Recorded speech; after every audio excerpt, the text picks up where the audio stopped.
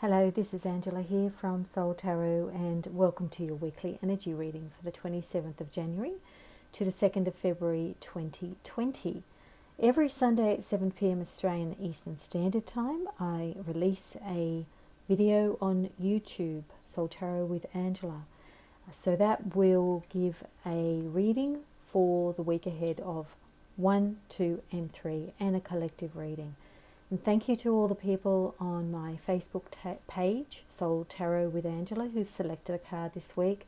I always love your enthusiasm, your connection, and your willingness to be open to the information that I channel through every week. It is in connection with what I need to know for the people who follow Soul Tarot.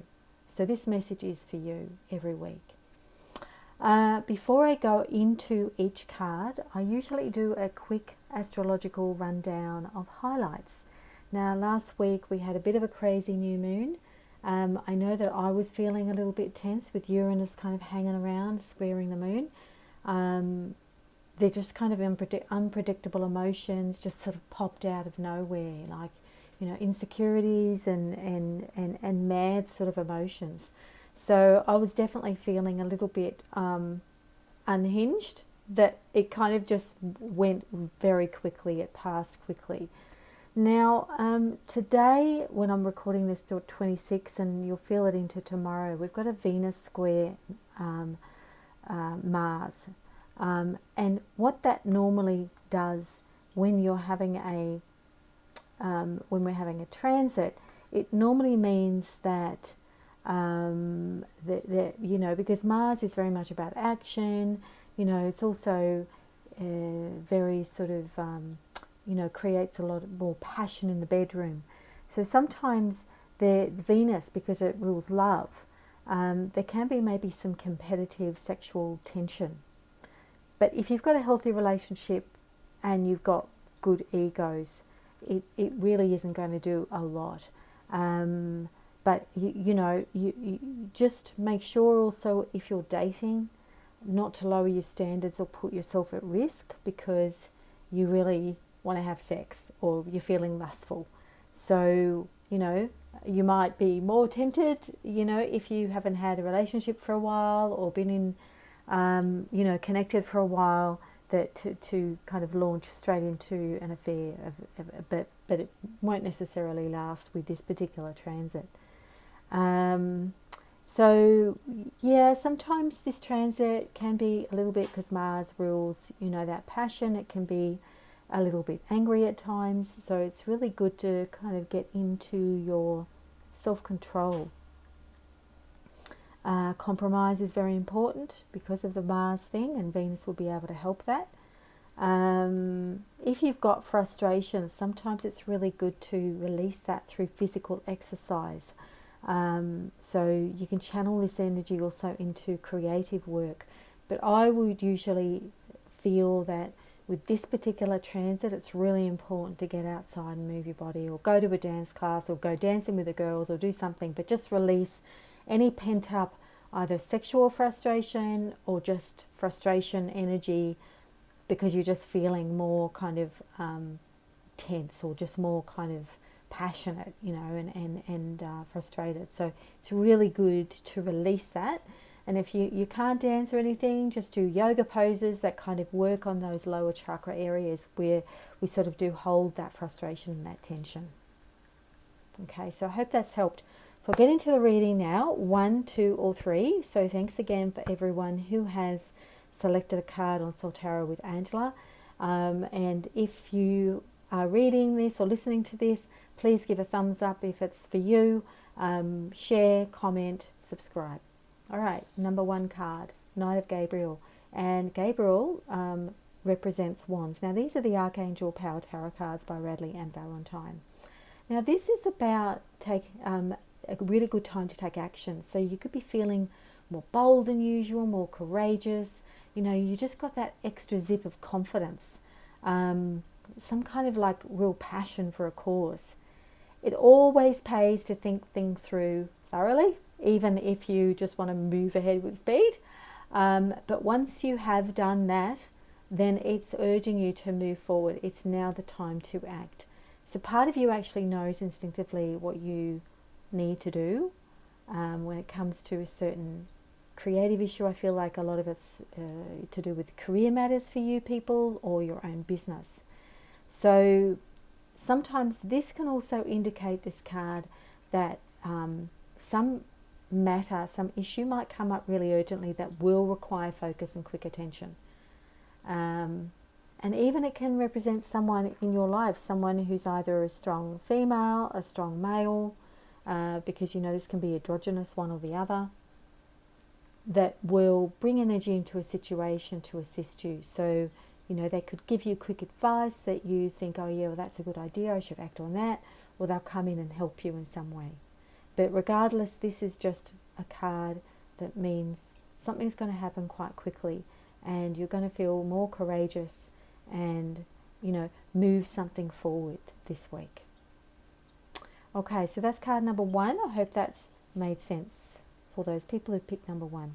Number 2, Queen of Raphael. So this is from the Cups. Typically that's about love and relationships. This is about someone who's very kind, very caring and giving. And that's their greatest strength, I feel, at this time. Relationships seem to be taking on a bit more of a focus. It can develop to a new level as well in the near future. I feel that you can also be in a really good position to help another person because your compassion's and your heart's bigger at the moment, I feel. So you could be like a guide to help someone with an important situation. You're really feeling a need to be closer to family right now. That could be for different reasons. My youngest is going to university. I feel like I want my kids around me more because I feel that empty nest thing. So my Queen of Cups is coming out this week. So I'm trying to make sure, you know, that there's still a strong bond because that's my lifeline. That'll keep me living for a lot longer according to all the data out there. It's those social relationships. So that's kind of my soul nutrition at the moment. Also, I feel Queen of Cups can mean very insightful psychic information coming to you, and it's very reliable right now.